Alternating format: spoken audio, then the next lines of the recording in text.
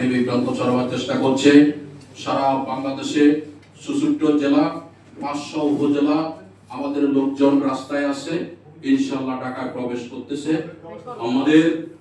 আপনাদের মিডিয়াদের আমরা সহযোগিতা চাই।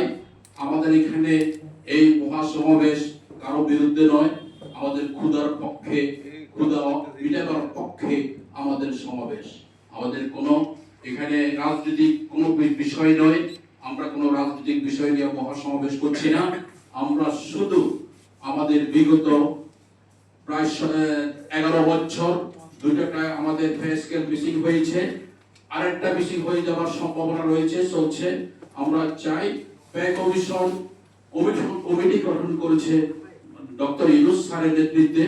আমরা এই ডিসেম্বরের 15 তারিখের মধ্যে পে স্কেল আমরা 0 করে চাই। এটাই আমাদের একমাত্র রাজনীতি হলো, এটা আমাদের আন্দোলন হলো এটা। আমরা কোন সরকারের বিরুদ্ধে আন্দোলন নয়, নির্বাচনের বিরুদ্ধে নয়, কোন রাজনৈতিক দলের বিরুদ্ধে নয়।